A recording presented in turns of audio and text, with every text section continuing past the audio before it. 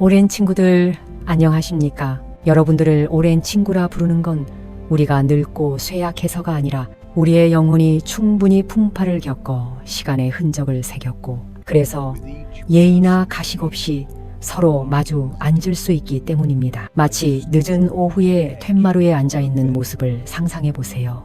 하루의 거친 태양이 누그러지고 오래된 문턱을 가로지르는 희미한 금빛 햇살만 남은 시간 말입니다. 우리 손에는 찻잔이 있습니다.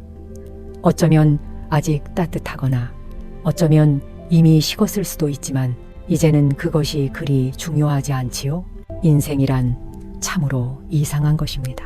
우리가 젊었을 때 우리는 영원히 먼 목표를 쫓았습니다. 마치 밝은 빛으로 돌진하는 나방처럼요. 우리는 건강을 팔아 돈을 벌고 가족과의 시간을 팔아 화려한 사회적 관계를 맺었습니다. 그리고 이제 인생이라는 언덕의 반대편으로 넘어와 다리는 지치고 눈은 침침해진 이 시점에 우리는 이전에 꿈도 꾸지 못했던 진실들을 깨닫고 놀라게 됩니다. 책이 가르쳐주지 않고 학교가 가르쳐주지 않으며 오직 값비싼 수업료를 치르게 하는 인생의 혹독한 학교만이 머리가 이미 은발이 된 후에야 우리에게 이해하도록 가르치는 것들입니다. 오늘 이 고요한 공간에서 저는 우리 모두 함께 이러한 진실들의 껍질을 천천히 벗겨내고 싶습니다. 비관적이거나 슬퍼하기 위해서가 아니라 그것들을 정면으로 바라보고 자연의 섭리 중 피할 수 없는 일부로 받아들이며 남은 날들 속에서 진정한 평화를 찾기 위함입니다. 첫 번째이자 아마도 매일 밤에 뒤척이는 잠 속으로 가장 분명하게 스며드는 것은 인간 조건의 절대적인 고독입니다. 과거에 우리는 고독을 두려워했습니다. 우리는 시끄러운 파티, 붐비는 모임, 하다못해 밤낮으로 켜놓는 TV 소리로라도 그 공허함을 채우려 온갖 노력을 했습니다. 하지만 이제 아이들은 성장하여 각자의 삶을 살고 집은 한두 노인에게는 너무나 광활해졌을 때 그 오랜 친구 고독이 돌아와 문을 두드리고 영원히 머무릅니다. 처음에는 이 침묵이 무서울 수 있습니다. 하루 종일 전화기가 조용히 놓여 있어 한 통의 벨도 울리지 않고 창밖을 보면 사람들의 물결은 여전히 분주히 오가는데 우리는 마치 삶의 옆줄에 서 있는 것 같은 기분을 느낍니다. 하지만 친구들, 되돌아보십시오. 바로 그 극한의 고독 속에서 우리는 진정으로 우리 자신을 다시 만나지 않습니까? 더 이상 상사를 기쁘게 하거나 동료를 기쁘게 하거나 심지어 우리 자신의 자녀를 기쁘게 하기 위해 가면을 쓸 필요가 없습니다. 이 시기의 고독은 좀 더 부드럽게 바라본다면 사실 자유입니다. 비록 그 대가가 약간의 슬픔을 머금고 있을지라도 우리가 청춘 전체를 바쳐 얻어내야 했던 자유 말입니다. 그리고 바로 그 침묵 속에서 우리는 서서히 또 다른 쓰라린 진실을 깨닫습니다. 우리가 한때 삶의 핵심이라고 여겼던 관계들에 대한 것입니다. 한때 영원한 의리를 맹세했던 술 친구들을 기억하십니까? 성공이라는 길에 끝까지 함께 걷겠다고 약속했던 동업자들은요? 그들은 지금 다 어디에 있습니까? 지위와 명성의 후광이 우리를 떠날 때, 더 이상 이용당할 가치가 없을 때 그 관계들은 아침 안개처럼 자연스럽게 사라집니다. 우리는 문득 깨닫습니다. 우리 삶을 스쳐 지나가는 대부분의 사람들은 단지 여정의 짧은 구간 동안 함께한 승객일 뿐이라는 것을 인연이 다하고 빚이 청산되면 그들은 기차에서 내리고 우리는 홀로 여정을 계속합니다. 우리가 온 삶을 바쳐 키운 자녀들조차도 그들만의 세계를 가지고 있습니다. 때로는 우리가 공유할 수 없는 새로운 시대의 걱정과 압박감을 안고 있습니다. 그들을 매정하다고 탓할 수 없습니다. 그것이 바로 계승의 법칙이기 때문입니다. 물은 아래로 흐르듯 부모는 자식을 염려하지만 자식이 부모를 온전히 염려하기는 어렵습니다. 이것을 이해하는 것은 원망이 아니라 기대를 놓아주는 것입니다. 타인이 우리에게 기쁨을 가져다 줄 것을 더 이상 기대하지 않을 때 우리는 쓰라린 실망을 덜 겪게 될 것입니다. 한평생을 지나며 충분한 단맛과 쓴맛을 맛본 후에야 우리는 비로소 무상함, 이 무엇을 의미하는지 진정으로 깨닫습니다. 어제는 건강하고 크게 웃었지만 단 하룻밤 잠을 자고 나면 고통의 파도가 우리를 병상에 눕힐 수 있습니다. 은행에 쌓아둔 돈은 이제 꿀잠을 다시 사올 수 없으며 단순한 흰쌀밥 한 그릇을 맛있게 먹는 느낌을 사올 수도 없습니다. 벽에 가득 걸린 그 명성들, 메달과 증명서들은 이제 시간의 먼지를 뒤집어 쓰고 우리가 질병에 맞서고 육체의 노화에 직면할 때 무슨 의미가 있겠습니까? 우리는 돈의 진정한 가치를 재평가하기 시작합니다. 과거에 돈이 삶의 목적이자 성공의 척도였다면 이제 돈은 단지 수단일 뿐입니다. 좋은 약을 사는데 도움이 되고 자손들에게 짐이 되지 않도록 돕는 경우에만 가치가 있습니다. 하지만 우리가 죽는다면 돈은 그저 무의미한 숫자에 불과합니다. 저는 평생을 아끼고 아껴 감히 먹지도 좋은 옷을 입지도 못했던 많은 오랜 친구들이 결국 그 돈을 의사들과 병원들을 먹여 살리는 데 쓰고 단 하루도 온전하게 누리지 못하는 것을 보았습니다. 그 진실을 생각하면 마음이 아픕니다. 그리고 우리가 종종 피하지만 여전히 산처럼 그 자리에 서 있는 또 하나의 진실은 죽음입니다. 젊었을 때 죽음은 먼 일, 다른 사람들에게만 일어나는 일이었습니다. 하지만 이 나이에 접어들면 우리는 기쁜 소식보다 슬픈 소식을 더 많이 받기 시작합니다. 오늘은 이 친구가 떠나고 내일은 저 지인이 갑자기 이승을 하직합니다. 우리의 전화번호부는 익숙한 이름들로 점차 비워집니다. 우리가 참석하는 장례식은 더 이상 부모님 세대의 것이 아니라 우리 또래 친구들의 것입니다. 이 순간 우리는 비로소 마지막 친구의 차가운 숨결이 가까이 다가옴을 느낍니다. 젊었을 때처럼 두려워하고 회피하는 대신 우리 중 많은 이들은 그것을 받아들이는 법을 배우기 시작합니다. 우리는 죽음이 끝이 아니라 어쩌면 새로운 시작이거나 단지 너무나 지친 여정 끝에 길고 평화로운 잠일 뿐임을 이해합니다. 떠날 준비를 하는 마음가짐은 우리가 남은 날들을 가장 충실하게 살아갈 수 있도록 하는 최선의 방법인 것으로 드러납니다. 우리는 햇살 한 줄기, 새들의 노랫소리 하나하나, 손주의 순수한 미소 하나하나를 소중히 여길 줄 알게 됩니다. 왜냐하면 어쩌면 내일은 그 단순한 것들을 볼 기회가 없을지도 모른다는 것을 알기 때문입니다. 과거를 되돌아볼 때 후회스러운 감정을 느끼십니까? 분명히 그렇습니다. 아직 하지 못한 사랑의 말들,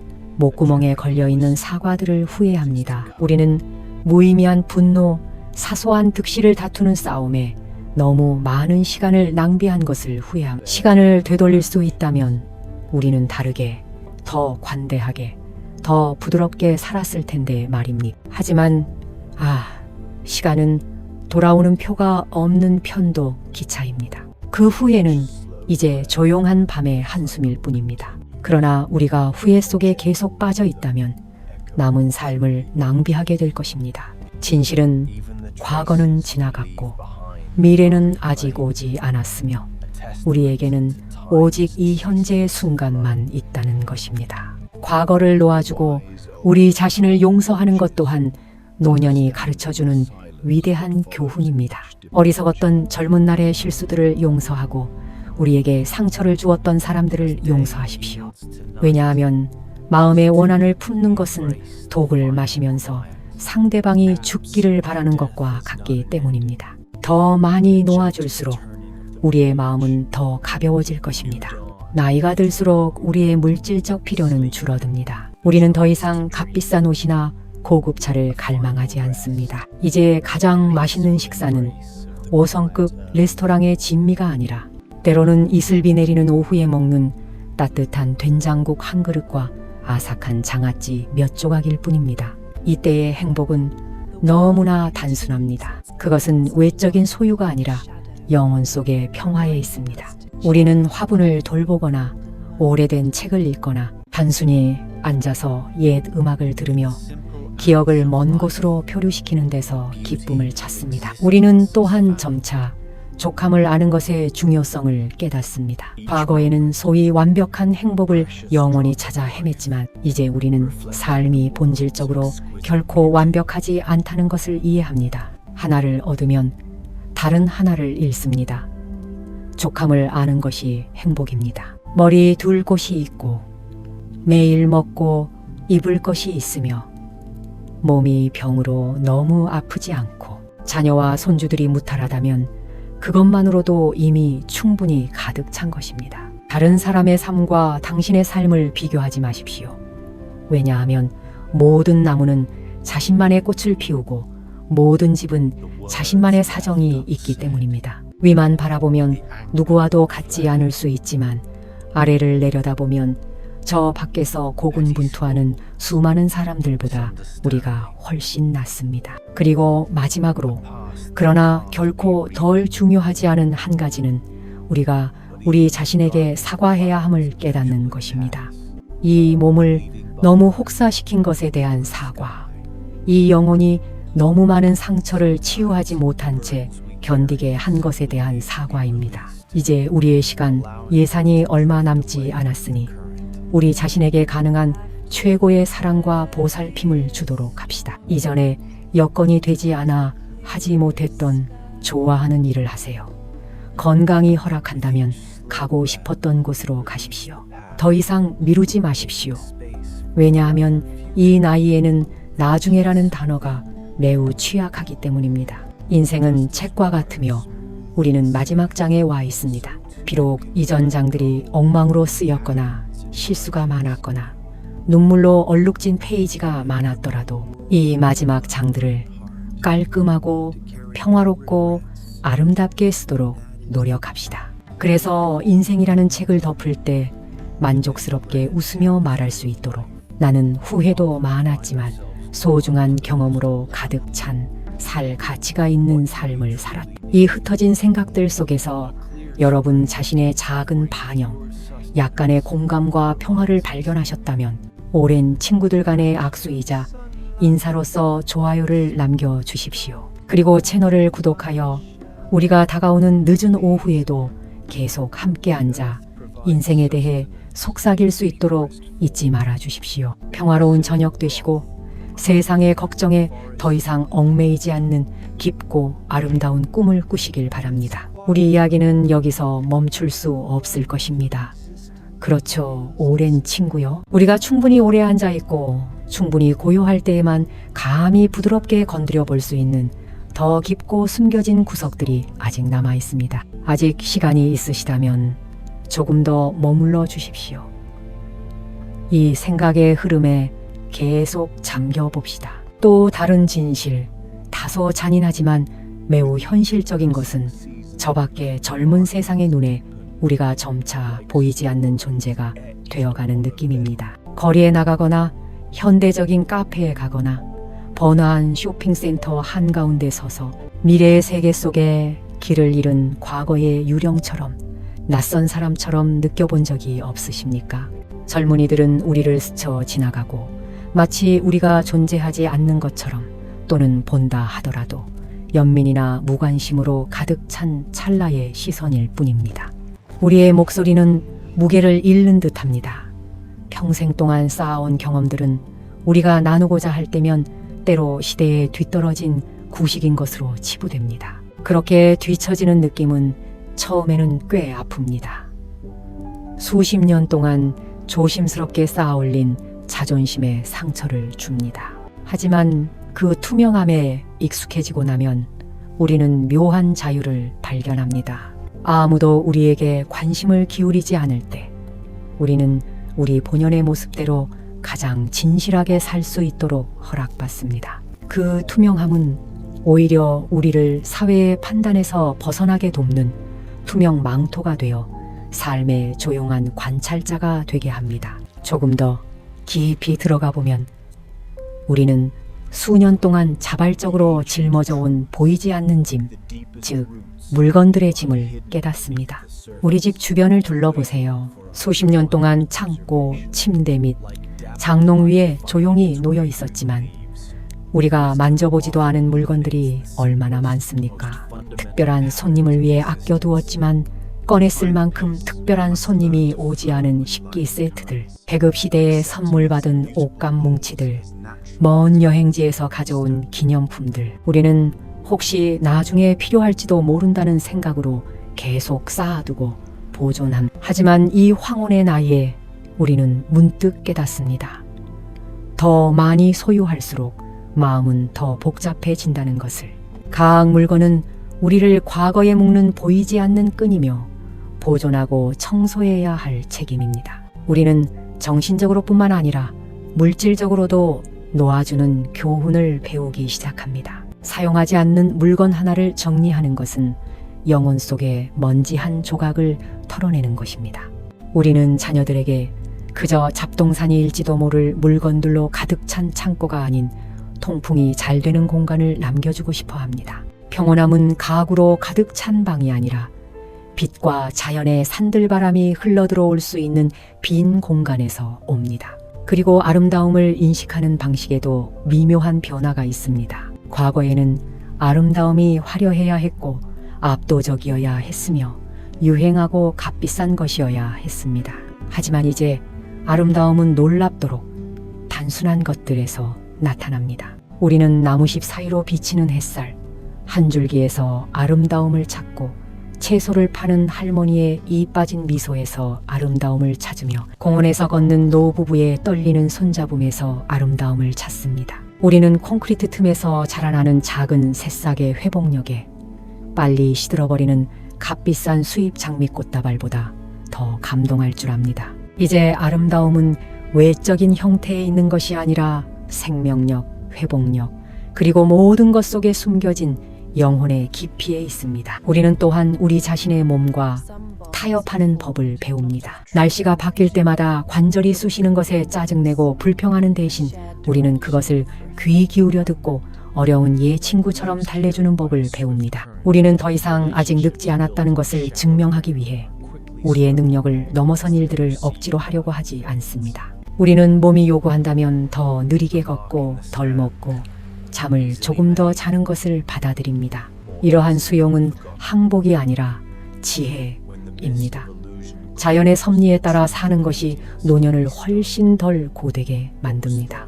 마지막으로 아마도 땅에 가까워지고 하늘에서 멀어질 때에만 완전히 느낄 수 있는 가장 심오한 진실이 있습니다. 그것은 현재의 가치입니다. 젊었을 때 우리는 미래를 위해 삽니다. 중년에는 자녀들의 미래를 걱정합니다. 우리는 항상 무언가가 도착하기를 기다리는 상태에 있습니다. 하지만 이제 미래는 매우 짧은 개념이며 과거는 닫혔습니다. 우리는 오직 이 순간 만을 진정으로 소유합니다. 이 호흡, 이 찻잔, 이 심장박동. 현재에 온전히 사는 수행은 더 이상 선사들의 책에 나오는 이론이 아니라 우리에게는 절실한 필요가 됩니다. 밥 한 숟가락을 먹을 때 우리가 먹고 있음을 알고 곡식의 단맛을 느끼는 것입니다.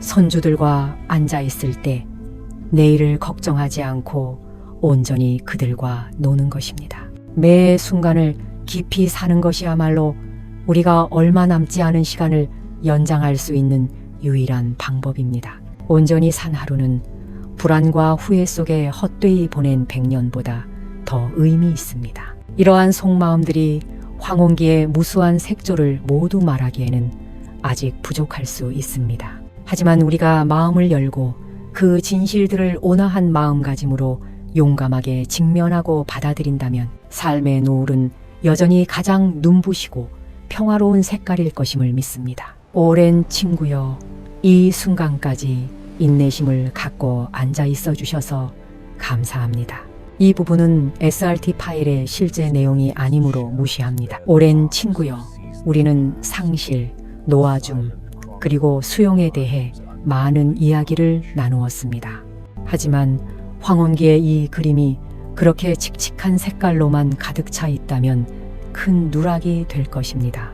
노년의 고요함 깊은 곳에는 오직 우리 나이대에만 허락된 값진 기쁨과 선물들이 숨겨져 있습니다. 저와 함께 이 인생이라는 책의 더 밝은 페이지들을 펼쳐 봅시다. 봅시다. 그것은 우리가 평생을 갈망했던 시간의 자유입니다. 젊은 시절 우리는 항상 시계와 경쟁해야 했음을 기억하십시오. 아침에는 일터로 서둘러 달려가고 오후에는 급히 아이들을 데리러 갔으며 밤늦게 지쳐 쓰러져서야 겨우 잠시 누울 시간이 있었습니다. 그리고 지금은 어떻습니까?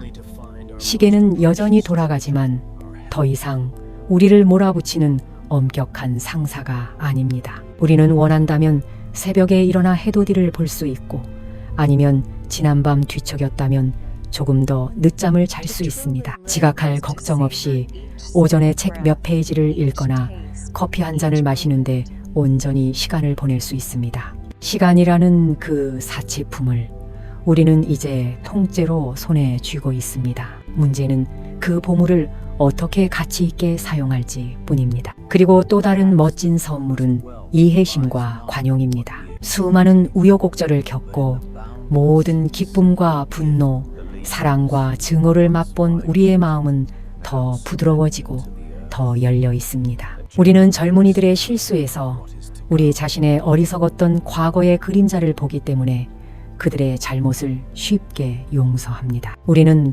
엄격함과 비판을 줄이고 대신 불우한 삶에 대한 연민과 동정으로 대체합니다. 이 관용은 타인에게뿐만 아니라 더 중요하게는 우리 자신에게도 향합니다. 우리는 아직 이루지 못한 일들 때문에 더 이상 자신을 괴롭히지 않습니다. 우리는 우리 자신이 불완전한 인간임을 받아들이며 바로 그 불완전함이 진정한 삶을 만든다는 것을 받아들입니다. 노년은 또한 오랫동안 잊고 지냈던 취미와 열정을 다시 연결할 기회를 우리에게 가져다 줍니다. 제 오랜 친구 중 한 명은 평생 숫자를 다루는 건조한 회계사로 일했지만 은퇴하고 나서야 비로소 붓을 잡기 시작했습니다. 첫 그림들은 여전히 엉성하고 서툴렀지만 작품을 완성할 때마다 그의 눈은 어린아이 같은 기쁨으로 빛났습니다. 다른 이들은 새로운 악기를 배우거나 시 모임에 가입하거나 단순히 멀리 있는 손주들과 화상 통화를 하기 위해 컴퓨터 사용법을 배우는 데서 기쁨을 찾습니다. 새로운 것을 시작하기에 늦은 때란 없습니다. 이러한 작은 기쁨들은 최고의 정신적 활력소가 되어 우리가 여전히 유용하며 단지 존재하는 것이 아니라 여전히 살고 있음을 보게 해줍니다. 게다가 이 단계에서 오래된 부부 사이의 관계도 매우 다른 색깔을 띱니다. 자녀들이 둥지를 떠났을 때 오직 두 노인만이 서로에게 기대어 남습니다. 이제 사랑은 젊은 날에 불타는 열정이 아니라 애정으로 깊은 부부간의 의리로 변모합니다. 그것은 서로의 식사와 잠자리를 하나하나 챙겨주는 것이며 눈빛이나 손짓만으로도 모든 것을 이해하는 것입니다. 배우자는 자기 자신에 없어서는 안 될 일부가 됩니다. 잔소리를 하거나 짜증을 내더라도 하루만 떨어져 있어도 공허하고 걱정됩니다. 그 애정은 땅속에 깊이 뿌리내려 모든 폭풍을 이겨내는 고목처럼 따뜻하고 견고합니다. 그리고 할아버지 또는 할머니가 되는 기쁨을 잊지 마십시오. 그것은 신성하고 이상하게도 순수한 애정입니다. 손주들이 매일 성장하는 것을 보며 옹알이하고 아장아장 걷는 것을 보며 우리는 마치 어린 시절을 다시 사는 듯한 기분을 느낍니다. 손주에 대한 사랑은 때로 과거 자녀에게 했던 사랑보다 훨씬 맹목적입니다. 왜냐하면 이제 우리는 엄격하게 훈육해야 할 압박감이 없고 단지 그들을 응석바디로 만들고 최고의 것들로 보상하고 싶을 뿐이기 때문입니다. 집안의 아이들 웃음소리는 맑은 풍경소리 같아서 고요함을 흩어버리고 노년의 활력을 불어넣습니다. 마지막으로 노년은 우리에게 천천히 살 특권을 줍니다. 어지러울 정도로 빠르게 돌아가는 세상에서 노인의 느림은 소중한 베이스음이 됩니다. 우리는 더 자세히 관찰하고 더 깊이 느낄 시간을 갖습니다. 우리는 늦게 피는 꽃의 아름다움을 보고 밤에 귀뚜라미 우는 소리를 들으며 모든 산들바람 속에서 계절의 미묘한 변화를 느낍니다. 더 느리게 사는 것은 우리를 자연과 우리 주변의 모든 것과 더 깊이 연결되게 하며 바쁜 젊음이 얻기 힘든 내면의 평화를 찾게 해줍니다. 자, 오랜 친구여. 황혼기는 단순한 끝이 아니라 새로운 여정의 시작입니다. 자기 자신에게로 돌아가 평온함을 찾고 단순하지만 심오한 기쁨을 누리는 여정입니다. 슬픔과 기쁨 모두를 우리 영혼의 집에 방문한 손님을 환영하듯 기꺼이 환영합시다. 그리하여 떠날 때가 되면 우리는 후회 없이 부드럽게 웃으며 작별 인사를 할 수 있도록, 왜냐하면 우리에게 허락된 모든 순간을 충실히 살았음을 알기 때문입니다. 이 긴 생각의 흐름을 저와 함께 걸어주셔서 감사합니다. 이 최근의 나눔이 따뜻한 차 한 잔과 같아서 이 차가운 바람 부는 날들의 여러분의 마음을 덮여주기를 바랍니다. 여러분 모두에게 몸의 건강과 영혼의 고요함이 항상 함께하기를 기원합니다. 안녕히 계십시오. 다음 우리의 친밀한 대화에서 다시 뵙겠습니다.